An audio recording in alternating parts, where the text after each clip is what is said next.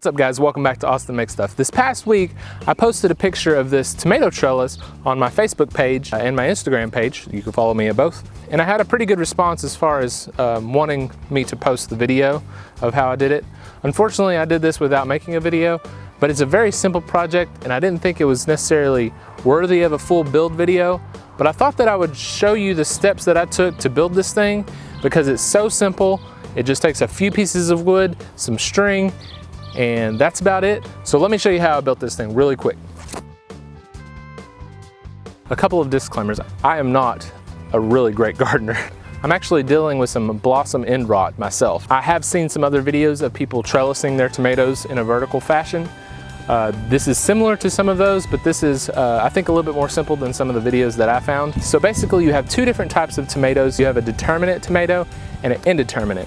An indeterminate plant will continue to grow and grow basically until a frost comes, and a determinate plant will get to a predetermined size and quit growing. So the indeterminate plants are the ones that we can trellis this way. They'll continue growing up and up and up all year, and we'll be able to harvest tomatoes off of them for a little bit longer. Okay, so literally all this takes is 3 2x4s. I've got 2 that are pressure treated and 1 that isn't. I would probably recommend getting all 3 pressure treated, but the one on the top will never touch the ground, so I figure it's probably fine for a little while at least. I have them buried in the ground about 1.5 feet each, so they're sitting at about 6.5 feet tall where they're at now. And then this one that goes across the top is the full 8-foot 2x4. So they're all 8-foot 2x4s, and these 2 are 1.5 feet sunk into the ground. So after you sink 2 of these into the ground, you're going to want to space them out where obviously an 8-foot board would span the length of it. But you also want to kind of go ahead and get them lined up so that when you put this board on, it at least looks nice.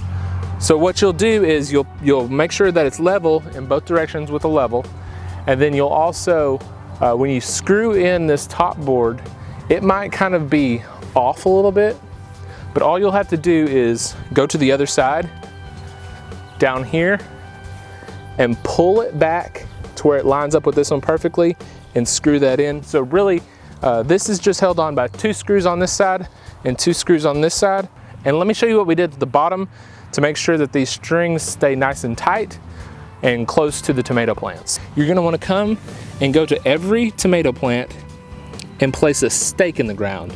Now I have these stakes from a landscaping border, and I just pulled them off of that. But basically, next to each tomato plant, you're gonna place a stake. Once you place that stake, you're gonna tie your string off down here. I just used a square knot, and I looped it around the tomato plant a couple times, and then straight up here and over, and then tied it back to itself. And that way, this one kind of slides a little bit, and I can tighten it so that this stays nice and tight. So that's really all there is to it. And all you have to do to keep these tomatoes on the trellis is every once in a while you'll come by and you'll notice that the plant is a little bit further away from the string than you'd like it to be. All you have to do is take that plant and spiral it, and just spiral it around the piece of string, and just keep doing that all year long, and they'll start growing upright. All right guys, that's really all there is to it. It's a really simple trellis to build. You can probably build it in less than 10 or 15 minutes. If you like this video, make sure you give it a like. And if you really like this video, leave a comment down below and let me know whether or not I need to keep making videos about the garden. I do enjoy them, but like I said, I'm not an expert, but I can always learn, and I can always share with you what I learned. So again, thanks for watching. Make sure you subscribe to my channel. I put out new videos pretty often, and I'll see you next time. Thanks for watching.